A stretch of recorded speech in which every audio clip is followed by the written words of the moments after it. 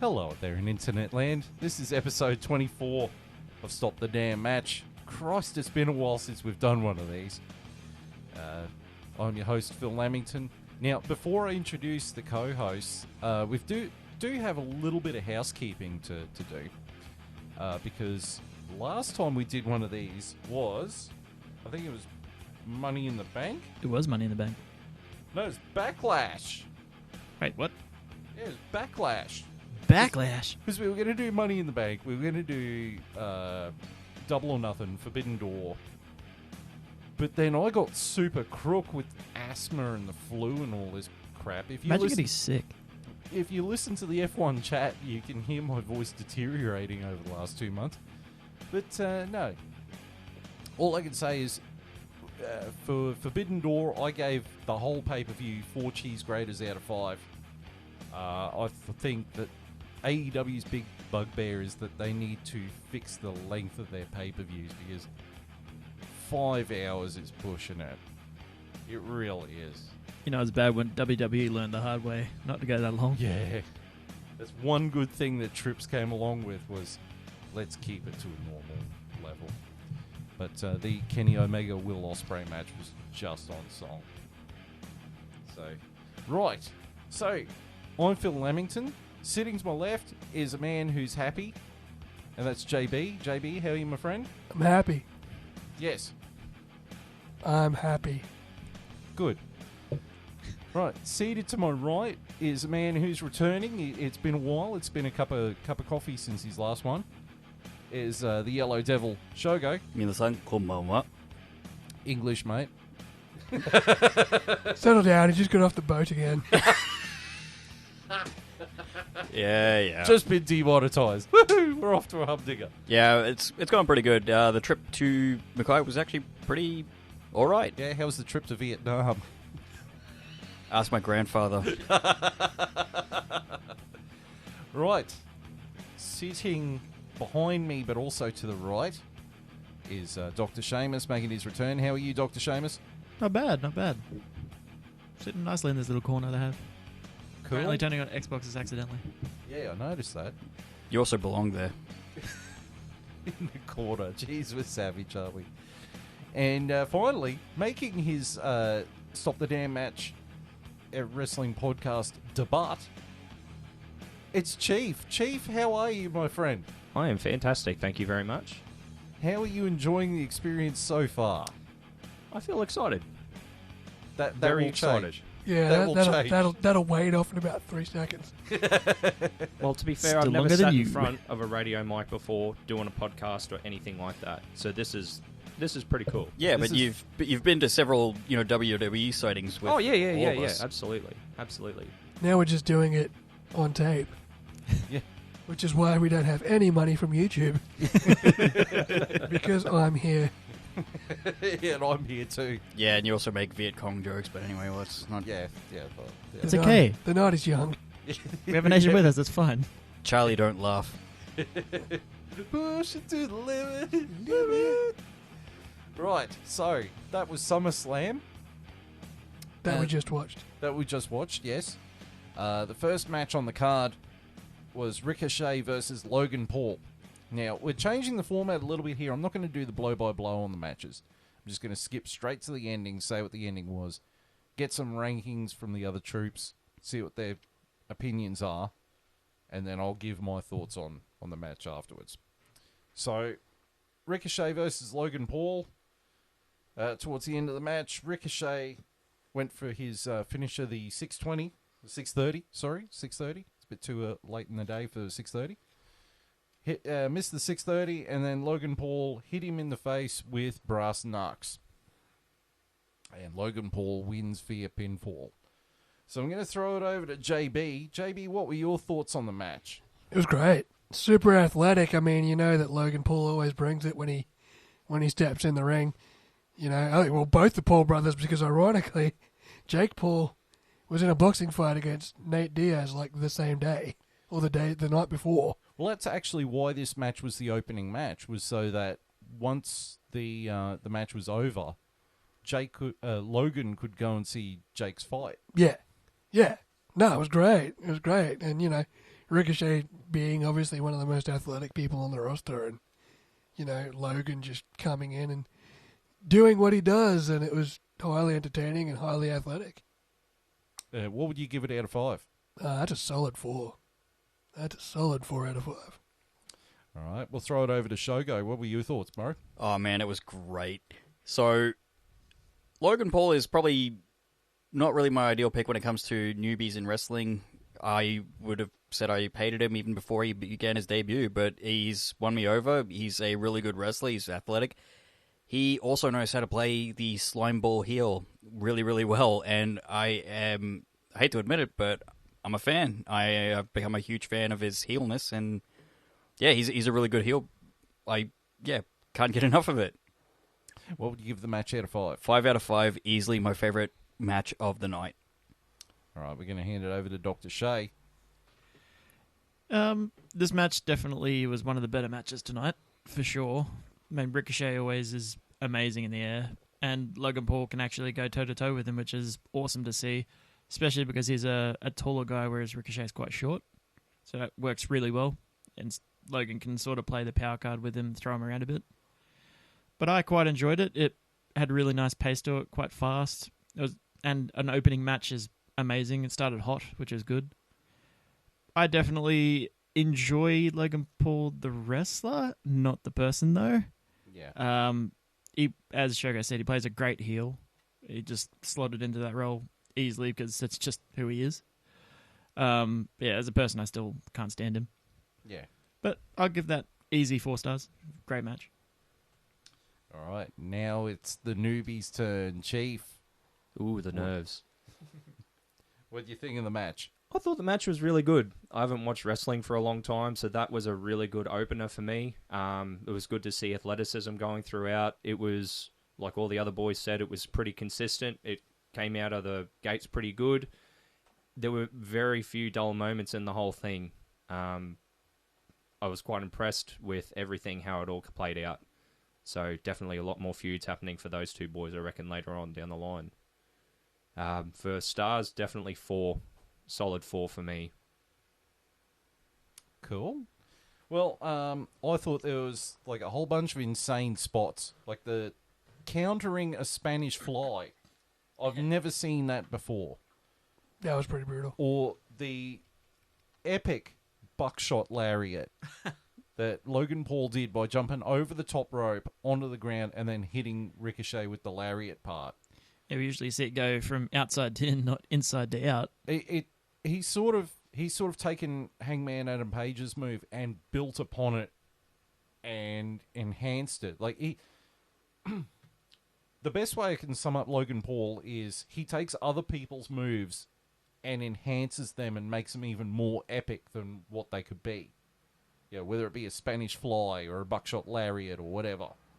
Yeah, clearly he watches AEW and goes, how can I do that better?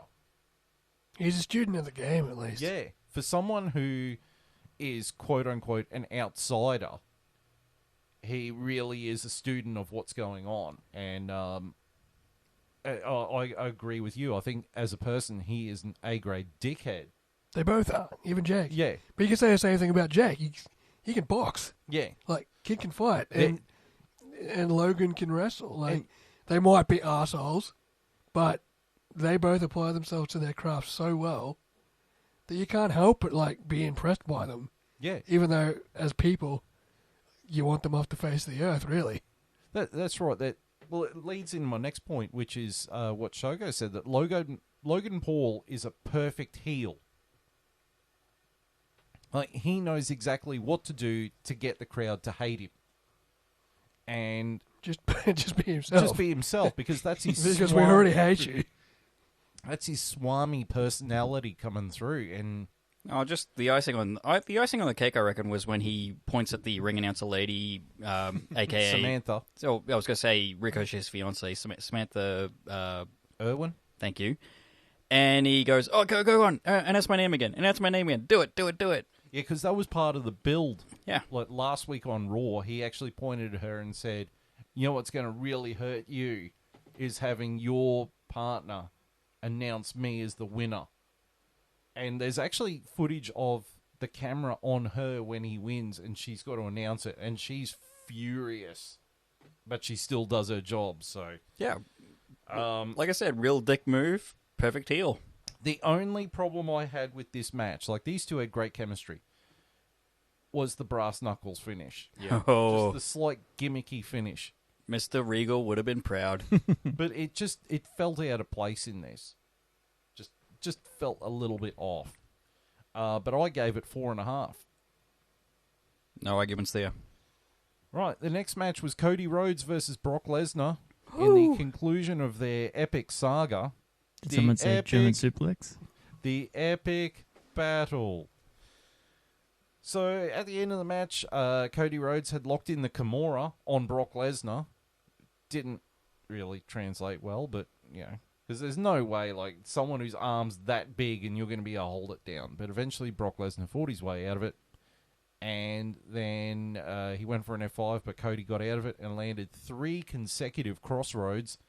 Got the pinfall, got the win, ends the feud. So I'm going to hand it over to Shogo. Shogo, what were your thoughts on the match? I enjoyed it. It was so great. Like it was the epicness build up to this was pretty freaking insane, and it was a really good. It was a really good moment where you could see that Brock had earned. Cody had earned Brock's respect, and it was. I don't want to use the term passing of the torch because it's not really that case, but it felt like it, if I'm making any sense at all. Yeah. Or an acknowledgement of how good Cody Rhodes is. Yeah, exactly. Like, and during the match, I believe Shay misreferenced it when he said he's like the last group of old school wrestlers that still keep the fabe. That was Phil. Yeah, that was me. I was the last bastion of old school. Okay, sorry. Yeah. All right. Label me, will you? What are you going to give it out of 5? I would give it a solid 4. It was great, kept me entertained, and it just had that really satisfying ending to it. Chief? I've put him on the spot. Yeah, you have really put me on the spot. It's like big swerve. Just tell us what you thought of the damn match, goddammit. Slow down. All right. So the match was a good follow-up to the first one.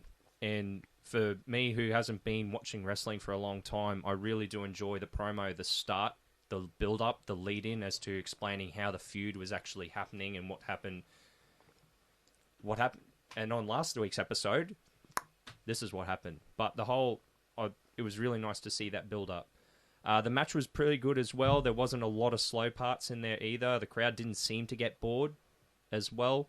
The bullshit and banter didn't really start at that point either in the room. So it's always a good match when everyone seems to be glued to the screen at this point.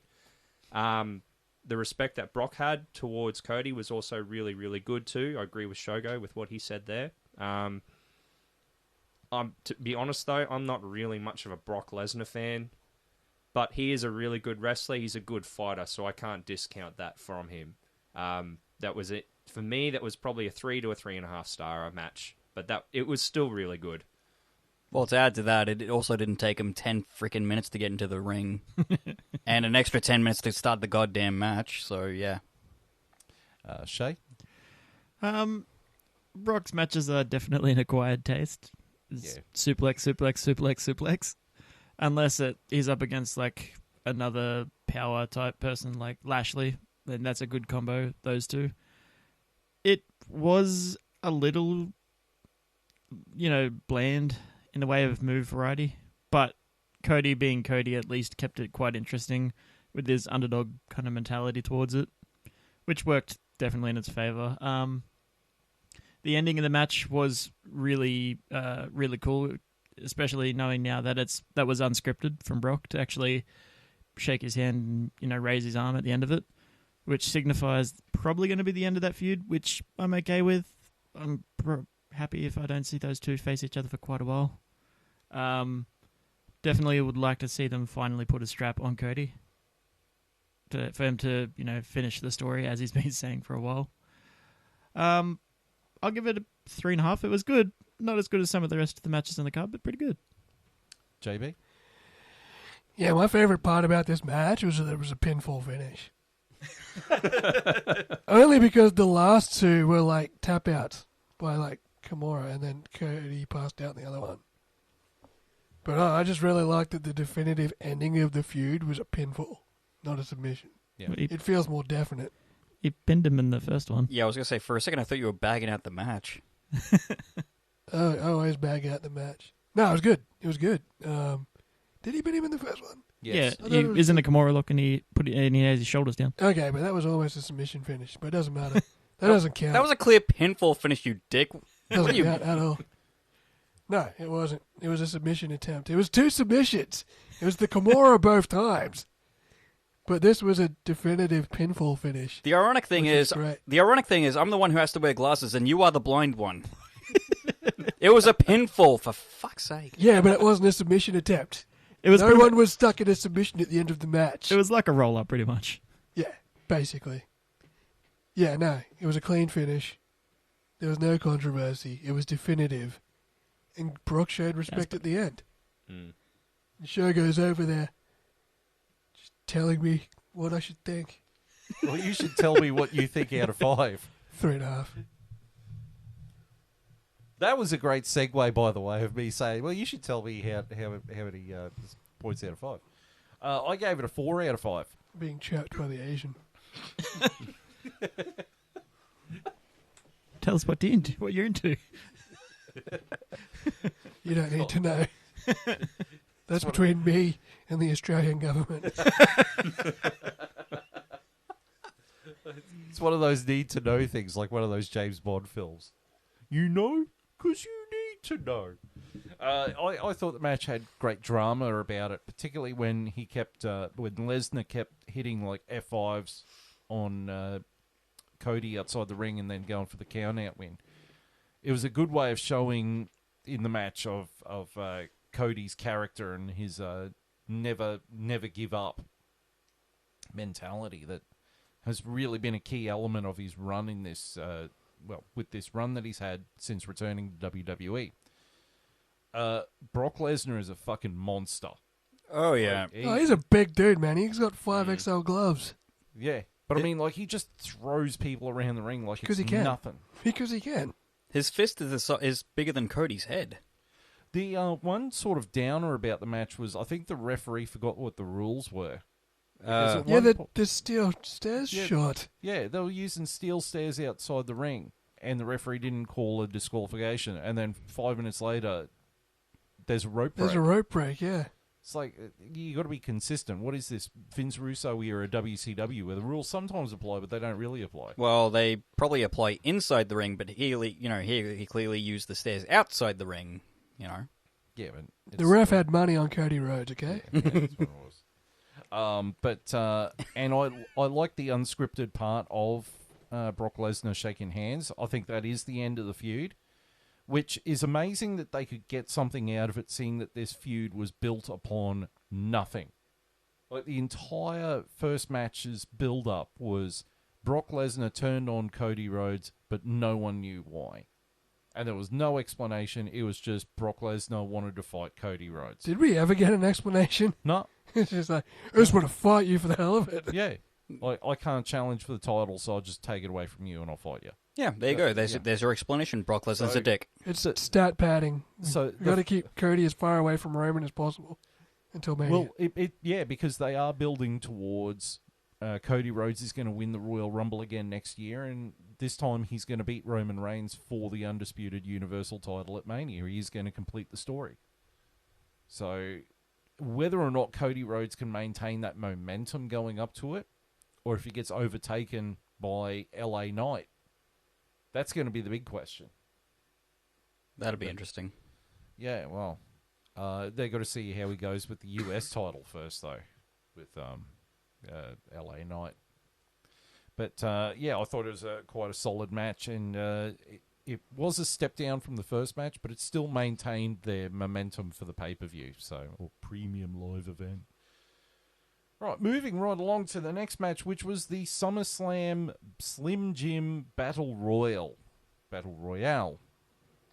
And it was eventually won by LA Knight, who eliminated Sheamus right at the end. Yeah. The final four were, I think, Karrion Kross, AJ Styles, Sheamus, and LA Knight. And AJ eliminated Karrion Kross. Then Karrion Kross and Sheamus eliminated AJ. And then LA Knight eliminated Sheamus. To the fans going absolutely fucking bananas over it. So, Shay, we'll start with you. What were your thoughts on that? With the Battle Royal, I quite enjoyed it. I am always a fan of Royal Rumbles and Battle Royal events. It's always awesome just seeing a whole bunch of guys in the ring just throwing each other out. I'm definitely happy that LA Knight won it. He's one of my favorite wrestlers at the moment, and he's one of the most organically over superstars on the roster, and has been for quite some time. As for the moments in the match, I mean, Omos was in it. That immediately takes off one star. Yeah. That was Johnny's wet pants moment of the match. Was Omos. Yeah, he's an homosexual. Homo sapien. I mean, he pretty much just did the Big Show spot. It's, everyone's Great there. Khali Or the spot. Rikishi spot. Just the big man spot where everyone in the ring goes in and throws him out. It's been done a million times before. Yeah, it's fun to watch, but meh. I'd much rather see, people like Chad Gable and that actually do some cool shit in the ring, which he did, which is awesome to see. And there was 3 Australians in the ring, I think. Grayson Waller, Bronson Reed. Who was the third one? The 3? No, there was only 2. There was only 2, yeah. Yeah, because Rhea's the third Australian, of course, but Yeah. she wasn't in it. But yeah, pretty good match. I gave it a 4. I quite enjoyed it. And the fourth Australian on the main roster hardly gets fucking used, and that's Emma. Oh yeah, Emma's back. I Yeah. forgot about that. She Yeah. exists. Yeah, she exists. So, how many stars did you give it? 4. Shoko? I always find Battle Royales quite entertaining. Yeah, as Dr. Sheamus referred to before, Omos was a big waste of space in that thing. Yeah, you could do without him next time. I was kind of hoping that AJ would actually win this one, but when it came down, and I knew LA Knight was going to win it when it came down to Sheamus and LA Knight, but I thought it would be a nice surprise if Sheamus would actually win it, and You wanted Cheesecake to win it, didn't you? oh, Cheesecake Nakamura. Oh, good old Cheesecake. Yeah, he is one of my favorites. But what have they done with him recently? That's what I want to know. They've done Shinsuke? Yeah, they've done fucking They're nothing. turning him heel. Again? Yeah. He was face again? I didn't Yeah. even know. He's like the Big Show of the small guys. You don't know if he's face. You don't know if he's heel. What are they doing with him? They've done freaking nothing with him. They moved him to Raw when he came back after he retired the Great Muta. He came back. He was moved to Raw. He was a face, and then everyone started interfering in his business, and he got pissed off, and he's slowly turning heel. Yeah. It's almost like the WWE don't know how to use him. Yeah. Shinsuke as a heel doesn't work for me. Yeah, me neither. I remember when he first made his WWE debut, he was freaking brilliant, man. And slowly he's fading away to nothing. Yeah. They gotta use him more because honestly, when was the last time he was in a singles match? Last week on Raw. Oh well, I didn't know that. Yeah. See. All right. What are you giving it out of 5? The Battle Royale, I would like to give it a 3.5. It was entertaining, but it did have its flaws. Omos dragged it down quite a lot. And I'm not an homosexual at all. Speaking of homosexuals, JB. Yeah, I mean, good to see LA Knight is top of the mid-card pile now. Long time coming. Yeah, I don't know. Battle Royal at SummerSlam, I guess it's traditional, isn't it? Not really. Well, they did promos where it was like Battle Royals in the 80s and shit. So I thought it was like a traditional sort of SummerSlam thing. No. But, I mean, yeah, It was good to see all the mid-carders in one place, and then the technical brilliance of Omos to, like, spear people out of the ring. Absolutely javelin launch, absolutely just brought the match up to the level that it needed to be before people like, Grayson Waller and LA Knight dragged it back to the mediocrity that it had to become. But overall, 5 out of 5 because Omos. I swear to God, I'm going to spear you through a table. And we're going to film it. We're going to put it up on on YouTube. Up on the YouTube page. on the Facebook page, which Totally we don't see have. Chief. Yeah, I've never seen a Battle Royale match before, so that was quite entertaining to see the whole thing. I didn't realise how strong Omos was until he lifted a relatively big dude over his shoulders and just threw him out of the ring. He did that several times. Can you be a bit more specific? Okay, one of the biggest guys that Otis. was in the mid-card group, he just hoisted him up and just... Yeah, it Just was. fucking- He It was- javelin the first, like, 2 little dudes. Yeah, He built up to it. It was like putting more and more weight on his barbell. Yeah. I haven't heard or seen any of these mid-card dudes except for AJ Styles and Cheesecake. LA Knight seems to be a very popular dude from what I saw with the crowd. I do have to wonder, though, how they're utilising half these dudes as well. They're not. That's why they're in a battle royal. That's the only way they could get them on the card. This is just go have fun. Diving into something completely different, why even have all these dudes in the first place then? If you're not going to utilise all of them. To fill time. Well, half of them Like are this in whole tag- match was a filler anyway. I know it was a filler, but I mean, if you've got a bunch of dudes, like how many dudes were in that match? 25? 30? About 20. Yeah, that was About a few. 20 odd dudes. How many of them are weekly specials on Raw or SmackDown, Yeah. or even in the paper, or even on a pay-per-view as a main card? Yeah, not many. Not many. So why utilize or why have that many people in the first place? To show that they still exist. Fair. Honestly, half those people I haven't seen in months. So, what are you going to give it out of 5? For me, that was a 3.5. It was entertaining. It was a bit better than the second match, Cody Rhodes and Bork Laser, but definitely not as good as the first match. Well, I gave it a 4 out of 5. And I'm going to answer the question of why most of those guys were there.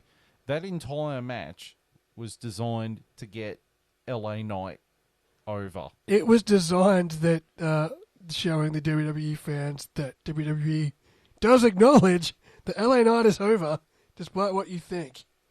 Yeah, because, I mean, they had was it a triple threat or a 5-way match a couple of weeks ago on SmackDown to determine the number 1 contender for the US title. And it went to Santos Escobar from Who? the LWO to Who? challenge Austin Theory.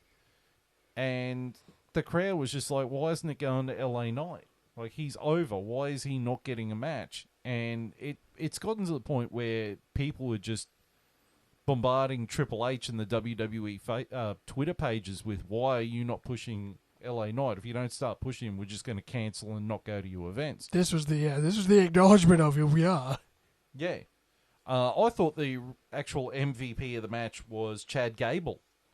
Because he was just suplexing the shit out of everyone and making everyone look really solid. But I'm glad LA Knight got the win, and I hope that they give him a title match against Austin Theory. LA Knight versus Austin Theory will be actually a pretty good feud. Yeah, because LA Knight has the capability of talking people into the building. Yeah, and Austin Theory is just going to get completely exposed in the microphone. Because Austin Theory is just so vanilla. He is... LA Knight is what Austin Theory wishes he was. Well, Austin Theory... LA Knight is what Vince McMahon wishes Austin Theory was. Well, Vince McMahon didn't want to push LA Knight because he's like, oh, he's too old. Despite the fact that LA Knight is 40, but Roman Reigns is older than... Oh, no. LA Knight is 41. Roman Reigns is 40. Yeah. So Vince McMahon logic equals bullshit. Yeah. Austin Theory, the problem with Austin Theory is that Grayson Waller is everything that Austin Theory is, but with a personality. Because Austin Theory has no character and no personality. No, you've said multiple times that he's the generic, correct? Yeah, he is. He is creator wrestler. He is CAW 21. Yep. To steal a line from MJF, who stole it from me. You owe me, MJF. Good luck with that. You fucking mark. You and your Jewish money. Come here. Right, speeding right along. Oh, God. I'm happy if we skip this one. Gentlemen, do you agree? No. We're not skipping it. We don't skip it. This match is piss break. It's the MMA rules match between Ronda Rousey and Shayna Baszler. Oh, for God's sake. I tell you, the only thing that ruled about this match, the fact that it might have been Ronda Rousey's last match. Well, we'll start with you, Shay. What do you give it out of 5? Can I give it a negative? Yes. -2. 1 for each person that was in the match. So 3, including the ref. The ref doesn't count. It was Jackie. It's Jackie. Here's Jackie. Look at Jackie. Chief. Are we just giving stars, or are we giving a download? You can give a spiel about it if you want. In terms of context, that match definitely did not have the same pizzazz as any of the other 3 matches that was on the card that tonight. It would at least be a 1.5 to a 2-star for me. I wasn't very. It didn't win me over at all. Chief, don't sugarcoat it. It honestly was. It was at least a 1.5 to a 2-star match at best. It wasn't. It was very, very slow. Not a lot of momentum was there. And again, it did not win me over, and it certainly didn't win any of you boys over with the bullshit that you were carrying on with. Shogo. Well, okay, let me just start by saying Antonio Inoki had a promotion called Bombardier, which there would be wrestling matches and then there would be MMA matches all on the same night. While that looks good on paper, it doesn't actually translate that well, and you can actually, it's not really that great because you see mixed martial arts matches that are over in like 2 seconds, and then you see wrestling matches that you can clearly see are scripted, staged, etc. It does not really work that well. This being a mixed martial arts match that was staged, while good on paper, did not translate that well, because you see flashy moves and then via Logan Paul, Ricochet, etc., and then you go into this steamy dog turd of a match. Where it was more groundwork than anything, wasn't yeah, it? it just didn't translate that well. And for that, I'm giving it -2 stars. Yeah, I'm sorry. I just could not stand it. It just did nothing for me, and I think I would rather watch a dog die. I've done that. Yeah, okay. Yeah, let's not do that one. Yeah, okay, I'm sorry. Moving on. Moving right along, JB. Yeah, as Shogo said, it doesn't translate well on paper. As I said during the match, it's the worst of both worlds. It's not an MMA fight, and it's not a wrestling match. It's the worst of both worlds. And it had Ronda Rousey It's in the it. shitty shit in the middle where we know it's not real, and we know it's scripted. You try to present something to me that is supposed to be real, semi-real, and we know it's scripted. And the head kick where Ronda Rousey just flails out of the ring. What this match needed was the Jorge Masvidal treatment, the Ben Askren flying knee when it was over in 1.5 seconds. That's what this match needed. But no, it was atrocious, steaming pile of shit. I understand the concept, and they've pulled concepts like this off before in the past, but not between these two. It was bad. Good in theory, bad in practice. Yeah, it was the worst of both worlds. It wasn't an MMA match and it wasn't a wrestling match. And they couldn't save it. Neither of them could save it. No matter what they did, no matter what they tried, this match was completely unsalvageable from any angle. And that's the quietest that crowd was all night in the middle of that match. Dead quiet. 60,000 people could hear a pin drop. No one cared. Half of them were in the background, walking to the concession stand and the toilet. So, said, That's a 0 out of 5. It was so quiet you could hear a rat piss on cotton. So, Shayna Baszler won that apparent match. I put that in quotation marks. You know what would have been better? You know how you see those UFC reels of matches that end really fast?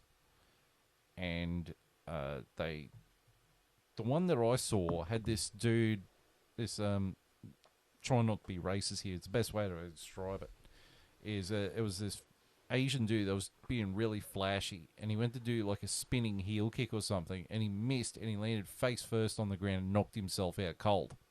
That would have been a better finish, because that would have been a far better match. Yeah. Because at least... Shayna Baszler's just one-shotting Ronda Rousey. Yeah. Like, for real. She just drops a it legitimate punch. Just would have been nice if one of them had done a Gail Kim and just knocked herself out. Not that Gail Kim knocked herself out. Gail Kim was in a battle royale when she rejoined WWE and was so pissed off that she eliminated herself just so that she could get the fuck out of the ring. Yeah. I've seen more grace from Sid Vicious jumping off the top rope. Honestly, if you were to ask me to describe this match, I would sit there and say Steve Race's speech from E3 about PlayStation 1, $2.99. So I gave that -5 stars because that was the most abysmal pile of bullshit that should have been on a pay-per-view. And the simple goddamn fact that Trish versus Becky Lynch was dropped from the SummerSlam card in favor of this crap is the most disgusting display of bullshit ever. Whoever booked this shit, whether it's Vince Russo, Vince McMahon, Triple H, fucking Shane McMahon, whoever, should be taken out and flogged for allowing this purely because Ronda Rousey jumped up and down and said, if you don't give me this, I'm walking. Fucking go. Isn't she walking anyway? Yeah, this was her last match because she's gone because she's not happy about the way the women are being pushed. Cool. Go join your mate Paige Van Zandt over in AEW and watch no one give a fuck over there like no one gives a fuck about Paige Van Zandt. The only reason why people care about her over in AEW is because she has got an OnlyFans account. That's it. That's it. You know, you would have been better if you gotten Misha Tate in this fucking match. At least you would have gotten something that would have acclimated to some interest. Even the build for this match was complete dog shit. I mean, last pay-per-view, it was a tag title match, and then in the middle of it, Shayna Baszler turned on Ronda Rousey. For fucking what? There was no explanation. It just randomly happened, and then all of a sudden Liv Morgan and Raquel Rodriguez are the fucking tag champions again. And then they dropped the belts 2 weeks later to... Fuck. Who are the tag champions now? I have no idea, but the fact that they cancelled the fact that they cancelled the Trish Stratus match in favor of this, just that's a terrible decision. You cancelled that, and also you've got your women's world champion Rhea Ripley, who is, in terms of momentum, the hottest woman in the entire company. She does not have a match on the card.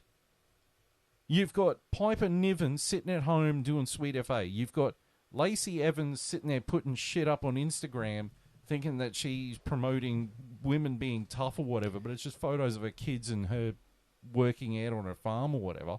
Nikki as well. You got Nikki Cross doing nothing. You got all these women doing nothing. And yet we've got this dog shit. Sorry, but it's just it's just really boiled my piss, to quote Longhorn from the F1 chat. Really boils my piss. So, sorry, Ronda Rousey, loved you at the beginning, fuck off. Moving on. Then we get a really great match. It was the Intercontinental title match between Gunther, from Imperium, the Intercontinental Champion, and Drew McIntyre. Drew! And the match finished with Gunther hitting a splash and then hitting a lariat and then hitting a powerbomb on Drew. And Drew, Gunther, fucking put me off here. Gunther retained the Intercontinental Championship and is now 1 month away from beating the Honky Tonk Man's legendary title reign as the Intercontinental Champion. I think he's going to do it because that'll be Triple H doing the big fuck you to Honky Tonk Man because he's an arsehole. So, JB, we'll start with you. What are your thoughts on the match? Yeah, good match. Solid match. I think their last match was better because they had these two fought before, didn't they? Was it a triple threat? It was a triple threat. It was these two and Sheamus back in Yeah, WrestleMania. I think that was the better match of the two with these two. But still an awesome match. Everything we paid the ticket money for. Lots of chops and claymores and bashing people. So, yeah, good match. 4 out of 5. Chief. If the Golden Eye Slappers only match mode existed in real life, this was it. The goddammit mode. It's not quite Shogo goddammit mode. That was very entertaining. There was some good, solid hits in there. Drew McIntyre being over with the crowd was really good. Same with Gunther. I've never heard of him or seen this dude before, but he, and the boys can obviously mention his history to me before, which I cannot repeat. Phil will probably repeat it for me in his section. Very entertaining match. Very hard-hitting. It was definitely very easily a step up from the last match. Me and Shogo could go outside right now and be a step up from that match. I think my rant was more interesting than that actual match. Yeah. Definitely a very good IC match. And with what you said before, Phil, about Gunther actually making the belt relevant again, and I think, Shay, you said it before and you're probably going to say it in your section, and hopefully I'm not going to ruin it, is that... Actually, I've lost what I was going to say. So... It's 4 stars for me, and I'm going to hand it to Shay to finish off what I was going to say. I can't remember what you were going to say. Well, no, it was old mate competing. He's defended the IC belt or thrown the belt out there more often than the old guy ever did. Yeah. Okay, now I know where we're going with that. Yeah. Thank you. But yeah, the fact that Gunther has defended that title many, many more times than the Honky Tonk Man did during his reign. Because back then, even the World Championship, they didn't defend it that often, hence why they held him for, years on end. Point in case being the bloody San Martino with the world title. The main reason he held it for so long is because he didn't defend it that often. And because of his excellent conditioning from his training that he would rattle on about during his promos, where he'd talk about his conditioning and his training and his diet, and how amazing his diet was. Sorry, I'm just raving on about Bruno Sammartino. I watched one of his promos. I was just like, fuck off. Hey, it was better than Joe Farmer. Hey, give me a coked up Flair promo any day. But yeah, that match was, as Chief said, a hard-hitting match. Just chops everywhere. If you like chops, you like this match. It's good shit, pal. Drew is just always amazing to watch. And Gunther, as everyone's already said, has put... prestige back into that title and actually made it something worth fighting for and interesting to watch anytime he's in the ring. Him and both his tag team partners as well in Imperium, actually one of the best trios in WWE at the moment. And I give it a 4 stars. It's a nice hard-hitting match and definitely one of the better matches of the night and easily better than the piss break match that was the last match. Shogo? I would like to give it 4 stars. And the only reason I'm giving it 4 instead of 5 is because there were not enough chops. I love me my chops, Mate, man. if you want more chops, go to the butchers, all right? No, it was... Dude, it was really good, and it's really good to see how far Drew has come from his 3MB days. And I got to admit, I did hate that gimmick before, but I actually do kind of miss it from time to time, just because it was a really silly gimmick that...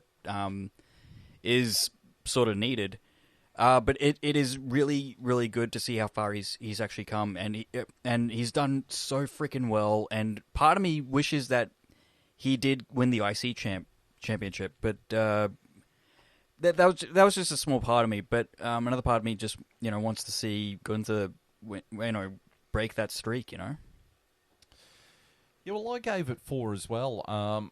Like I said, I'm really happy that Gunther has brought prestige back to the Intercontinental title. It's been sorely lacking because that belt hasn't even been defended on pay-per-view until Gunther got his mitts on it. I do think, the triple threat at WrestleMania was slightly better because those three guys in a triple threat, which was Gunther, Sheamus, and Drew, they kept the narrative rolling in the match. But these two still put on a really good... I described it as a technical hoss fight. Like, it was a technical match, but it also had elements of a hoss fight. As well as those ridiculous chops and ridiculous headbutts. Oh, it was stiff, man. Yeah, I mean, they were hitting each other so hard, they want to knock their dicks stiff. Mm-hmm. But yeah, it was a super solid match. I hope the feud isn't over. I hope it keeps going. I think that Gunther should drop the belt to Drew at Survivor Series. And then at WrestleMania, it should be him versus Seth Rollins for the World Heavyweight title. I think he should take the belt off Seth at WrestleMania. No, I Give agree. an actual title run this time around with Yeah. people. Maybe with Heath Slater as his manager and No, Jinder Mahal as his backup. No. Gunther get the World Heavyweight title. Oh, whoops. Oh, yeah. Oh, sorry. I thought you meant Drew. No, not Drew. Give him the IC strap because I think he can carry it. Yep. But Gunther needs a world title. Oh, yeah. Yeah. Oh, yeah. I definitely. I agree. 100%. Yeah, I mean, he's got a very unique look, and he looks like, since he's lost a lot of weight and really toned up, like, he looks like a beast. I mean, he's a fighting heel, like a heel Yeah. that can actually do work in the ring and doesn't have to be, a coward. This match, he didn't even have Imperium interfere. Yeah. So it's just a straight one-on-one match, which means that he's a heel, but he's also a force to be reckoned with. Yeah, you can back it up. You know, so... And they made comparisons between him and Brock Lesnar. And while style-wise you can't really compare them, but in terms of their monster status, you can compete. You can compare them.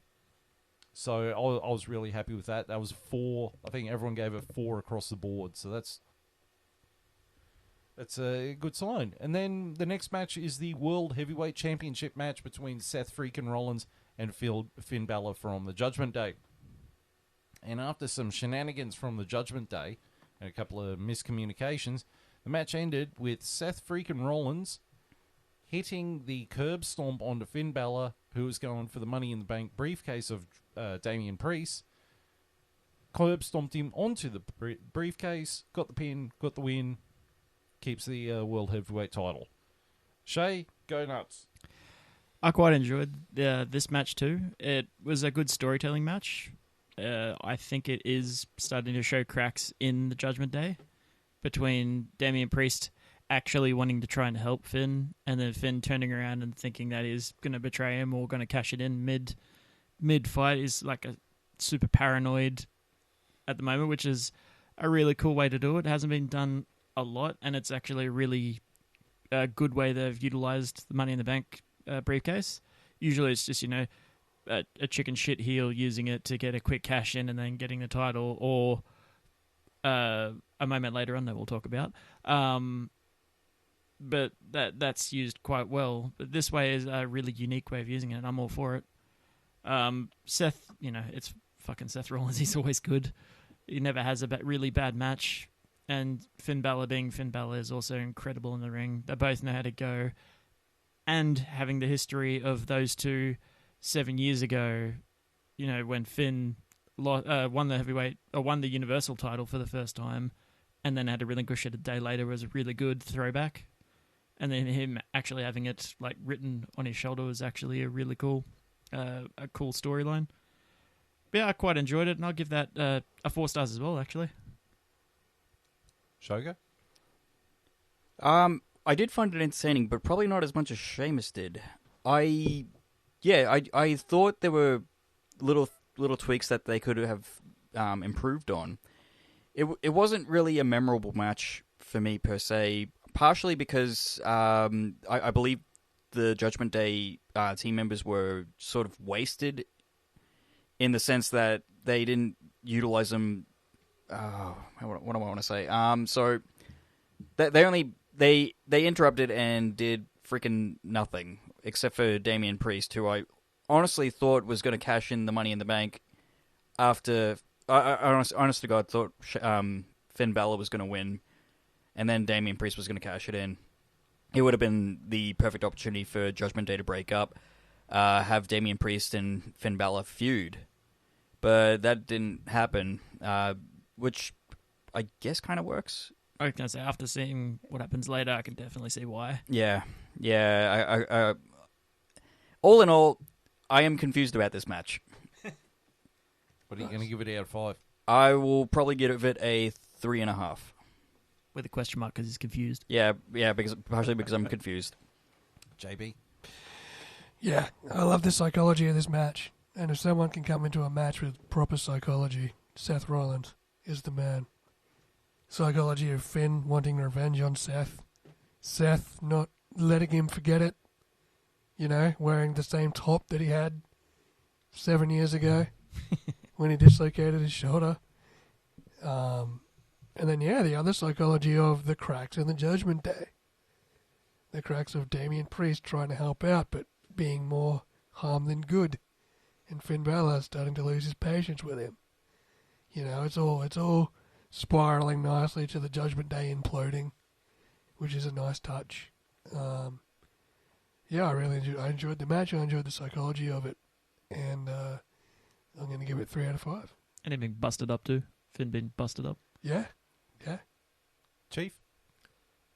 Agree with all the other boys on this one. It was a very, very entertaining match. Seth Rollins matches, for me, have always been really good. He's always popped the crowd, always done really, really good matches.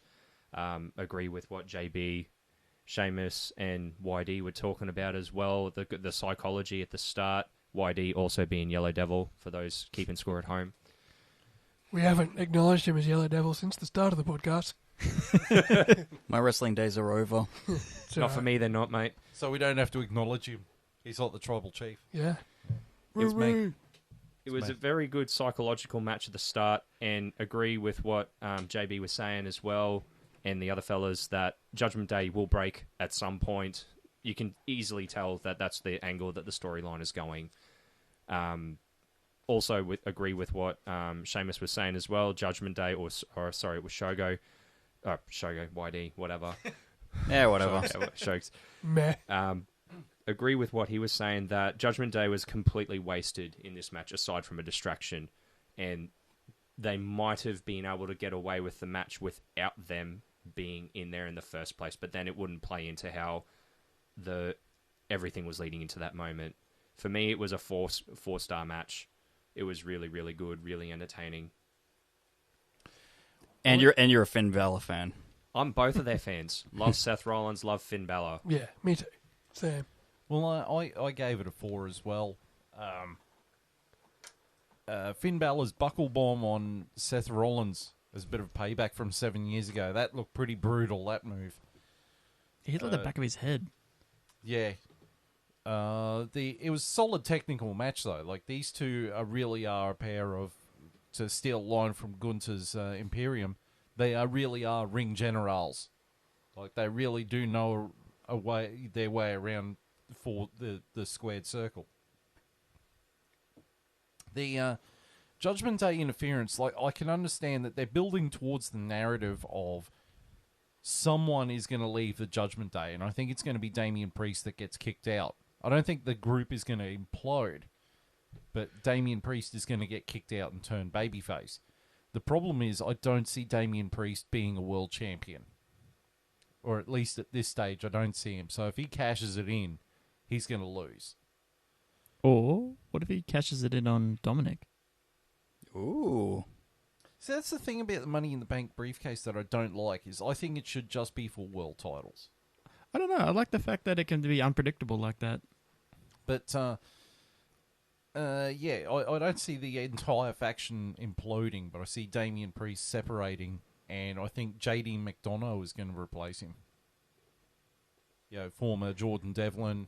At least to give him something to do at the moment. Yeah, well, I mean, they were hinting at it, that he was going to be joining the group anyway, because he was trained by Finn Balor, so he's got a very similar style to Finn Balor, so I think he'll fit in the group pretty well. I gave the match 4 out of 5. I thought it was a really good match, and it carried the momentum from the previous match pretty damn well. All right, then we get the next match, which was for the WWE Women's Championship between the champion Asuka, the former champion Bianca Belair, and cashing in Charlotte in the bank is Charlotte Flair.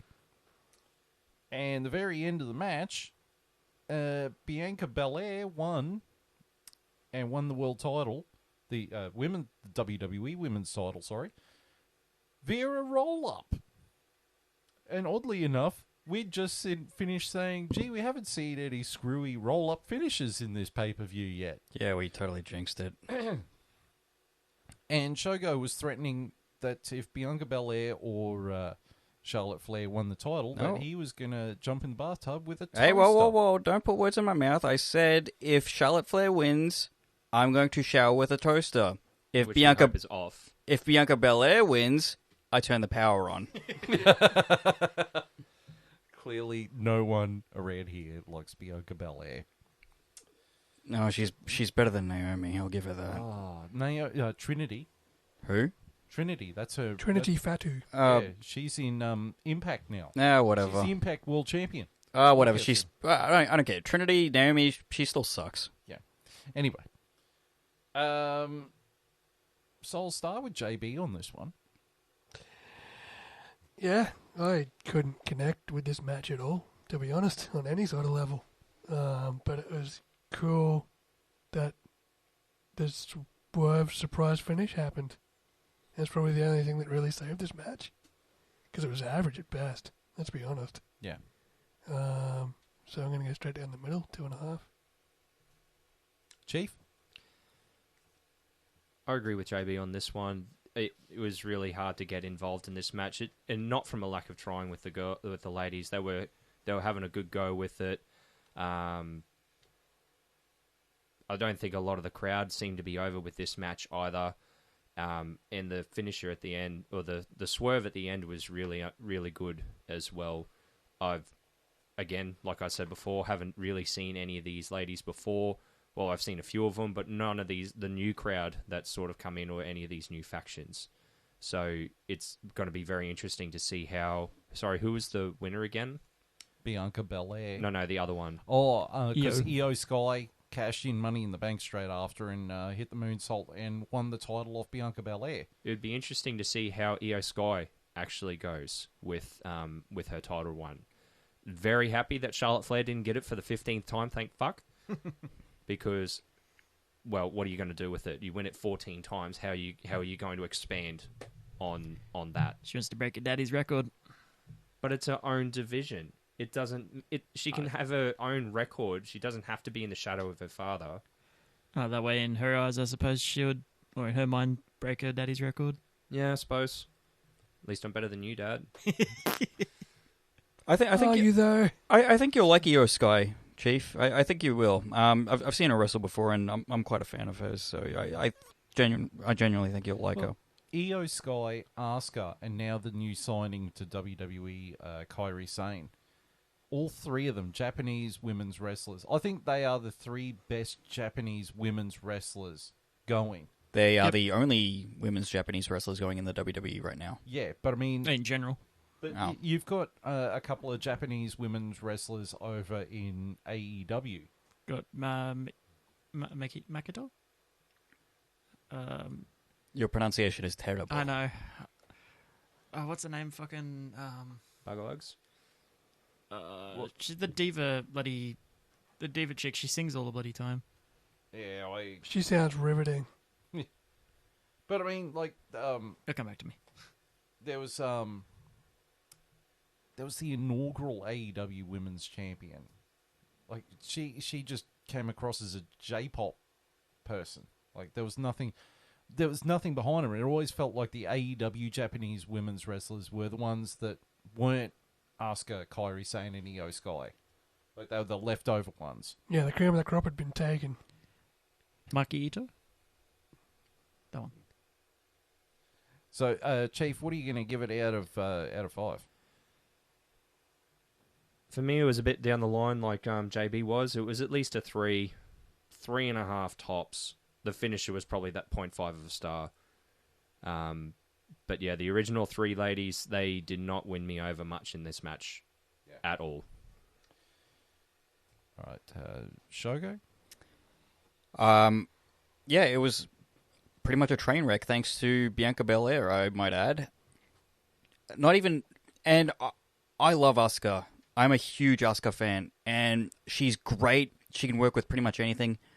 Not even she could save this goddamn match. No, not at all. No, and I could see she was trying, and she worked with what she got, and she was working with crap, essentially. Charlotte is normally pretty good, but I just didn't feel the flair with her. Ha ha. Yeah, look. I've said it once, and I'll say it again. Charlotte Flair, does not need to ride on the coattails of her father. I think she needs to go her own way. But she will.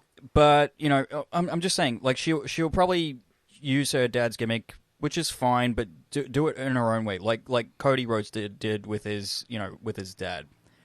Do you believe she's still using her dad's gimmick in that way? She still does the woo, but it's so late in her career now. Yeah, I know, and it's so late in her career. It's all she's ever known. That's all she'll ever be known for. Well, yeah, you might. Ric Flair's daughter. Yeah, you might be right. It might be a bit too late, but I still reckon she was good enough at one point in order to go her own way. She just didn't. Yeah, she didn't, and I think that's why she doesn't connect with the fans now. I guess that's not. why no one wants to see her as champion anymore. Yeah, I guess not. But yeah, look, I still reckon Asuka should have won that fight, and I will probably go home and have a shower with the toaster, like as pre-mentioned. Hopefully off. Well, remember how with the toaster. Remember how I said if Bianca Belair won, I would turn the power on. Yeah. No, I'm not going to do that because thank fuck it didn't. The man just like thank God for EO Sky. Oh yeah, thank God. What are you going to give it out of 5? I will give it 3 because I'm a huge Asuka fan, and marry me, Asuka. Speaking of getting married, it's Shay. Nice. I just forgot you are engaged, aren't you? I am. Yeah, I completely forgot. I just thought it was a clever segue. Hey, congratulations. When are we holding the bachelor party? Soon. Oh, well, it'll be next year sometime. Because that's when I'm getting married. Invite's coming. Yes. Yeah. All right. Anyway, the revelations on the show. I didn't really connect with this match. I love Asuka. She's always awesome in the ring. Charlotte is generally pretty good in the ring, but she was quite sloppy this match. There was a lot of botches from her, which is surprising to see. Not so surprising to see it coming from Bianca.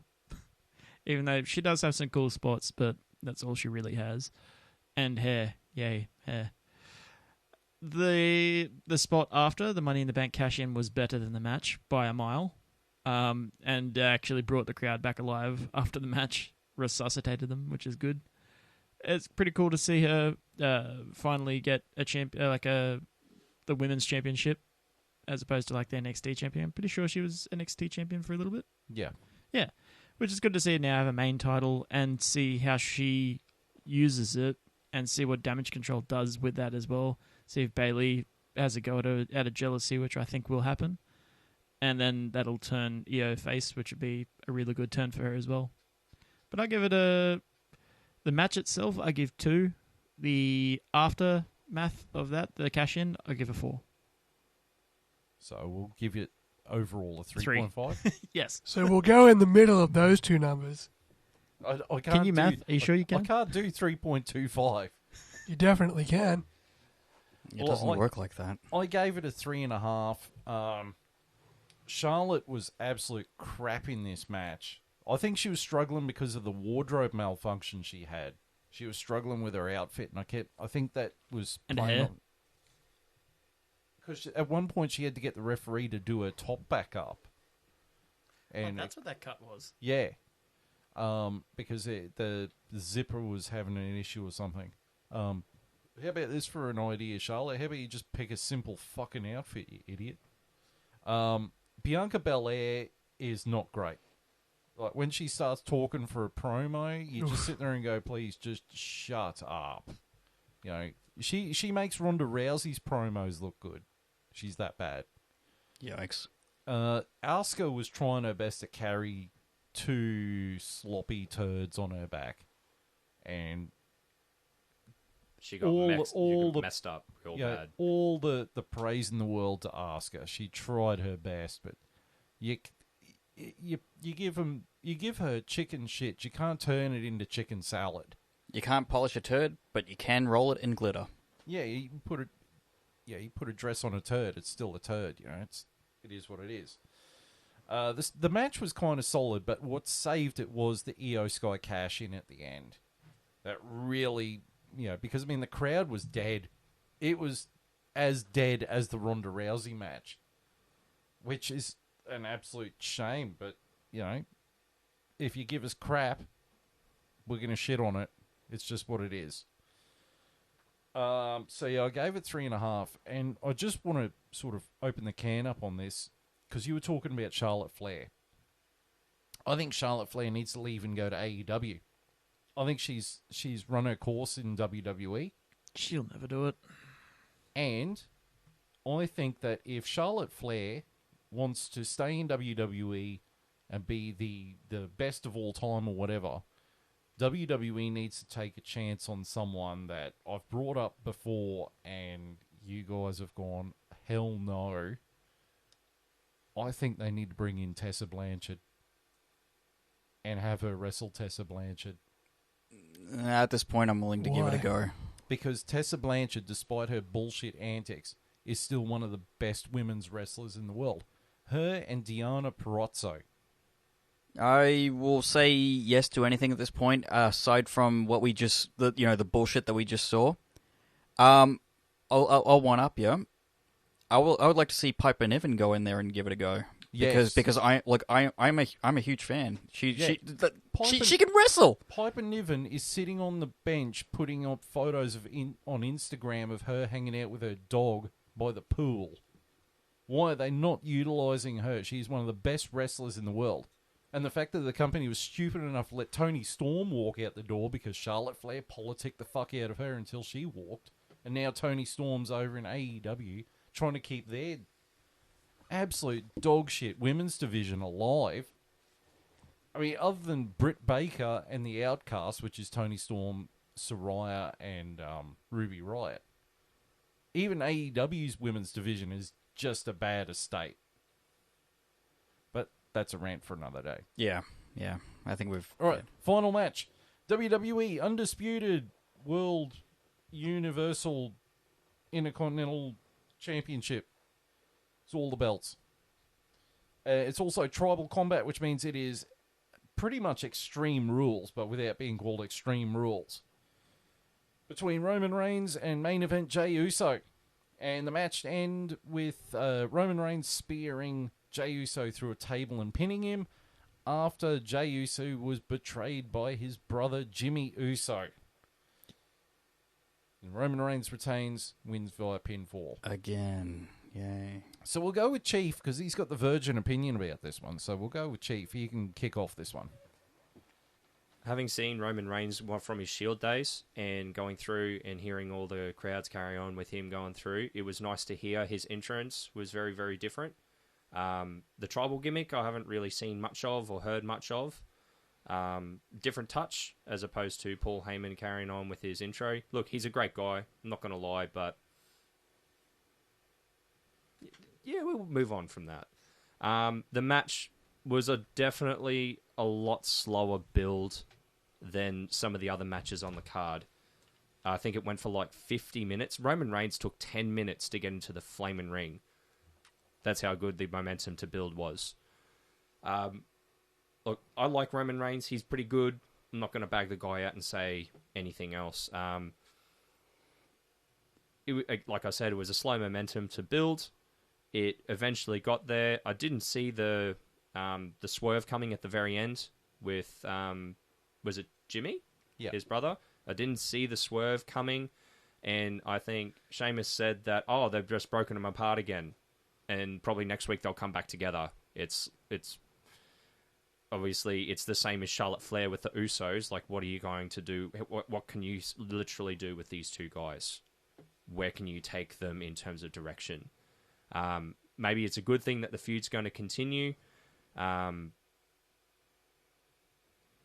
Yeah, that I don't know what else more to say on this one. If anyone else wants to throw in for that, We're going to give it our 5.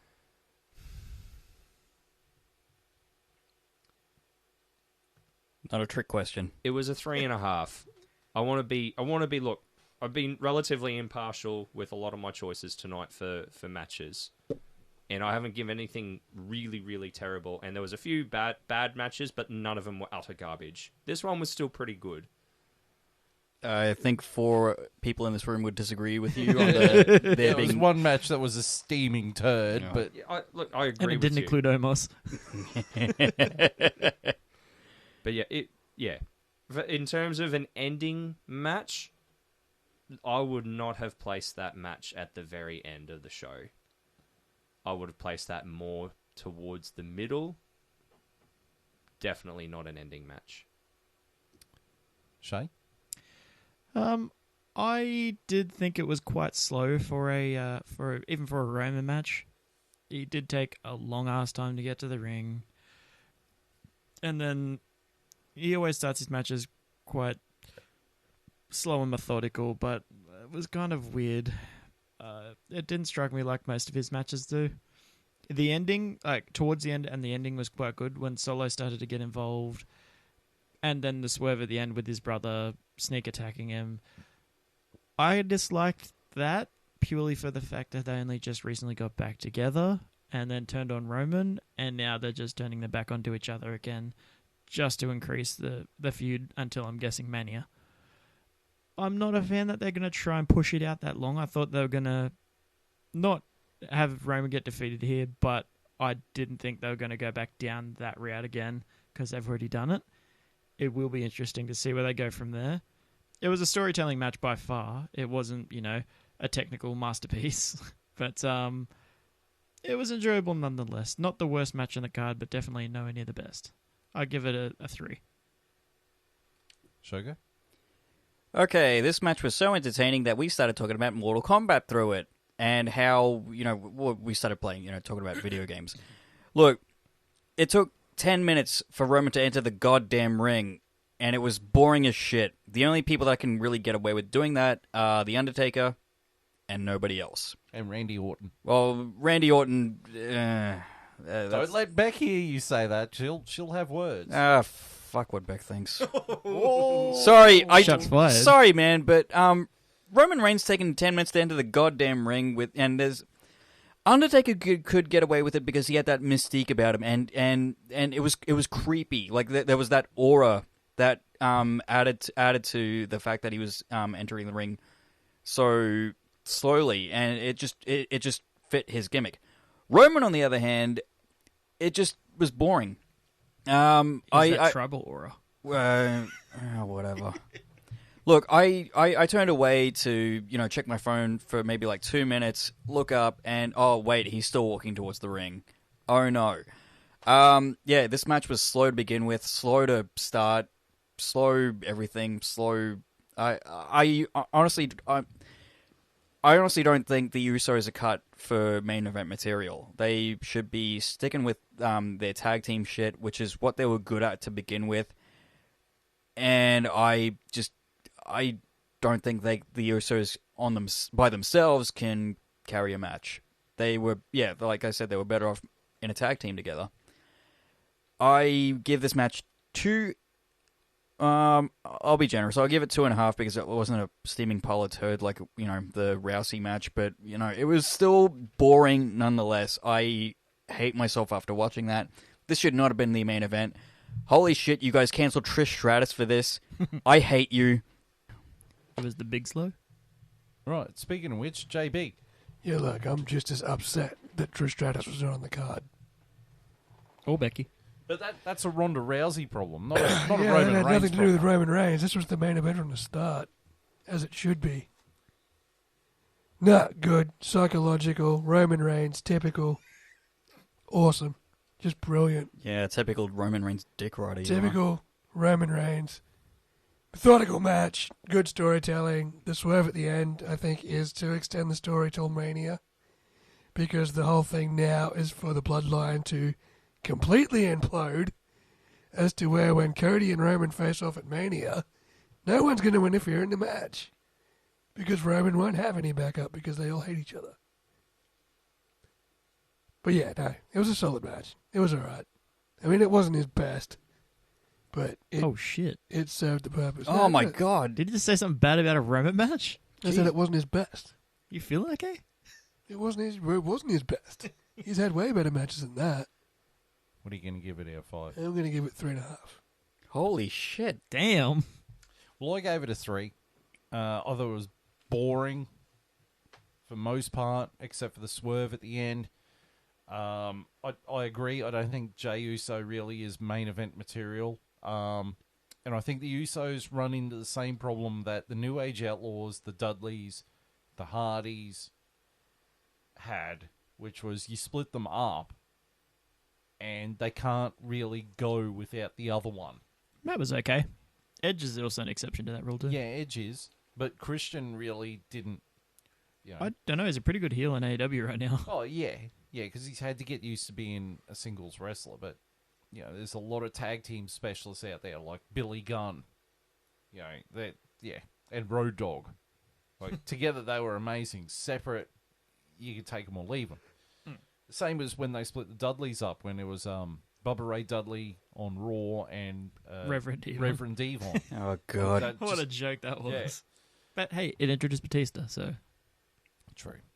But Batista really got his shot when he joined Evolution. But, true. yeah, look, I think you could have cut 20 minutes out of this match and it would have been a snappier pace. It would have just clicked along and it would have been a far more enjoyable experience. Could have been 20 minutes towards another match. Yeah, like Becky and Trish. Yeah. Or give Austin Theory versus LA Knight for the US title. But, Well, we really wanted to see Trish. yeah, I know. Yeah, we did. But, yeah, I just think they're extending the storyline, but I think that what I've really wanted to see was the full-on Bloodline versus the full-on Judgment Day. I wanted to see that before one of those factions breaks up. Yep. That would have been the biggest squash match in the history of squash matches. Yeah, I know, the Judgment Day would have wiped the floor with everyone. Roman but- Reigns would have single-handedly beat the Judgment Day by himself. Yeah, the Judgment Day would have wiped the floor with the Bloodline. I definitely agree with you too. They made two powerful factions and they didn't have any opposing factions. And They just like had people. the only opposing faction is the LWO. Yeah. Rhea Ripley would have bent Roman Reigns over and fucked him with her clitoris. You know what? And we all would have watched. And we all would have slow clapped. Yep. Yeah, okay, I admit. You would have been doing something else, John, or opposed It to would have been slow clapping. slow clapping. He'd be clapping one-handed. something. Clapping one-handed. Right, speaking of clapping one-handed, it's time for us to give a ranking out of 5 cheese graters for the overall pay-per-view. So we're going to start with JB. We'll go from there. It's a tough one. There's some proper garbage on this show. But there was some good too. Give it 2.5. I don't think it'll be one I watch back. I don't think this will be a SummerSlam that I watch back anytime soon. Shogo? I would like to give it 3 cheese graters out of 5. It is not a memorable one, but there are certainly matches that I would like to go back and watch. Hate to admit it, but Logan Paul in particular, I would like to see that match again. Shay? I'll give it a 3, right down the middle. It's Oh, right down the mill's 2.5. sorry, 2.5. Sorry, I can math. But yeah, there was some decent matches and there was some absolute shit ass matches. But it, in my opinion, was probably the weakest show of the whole year.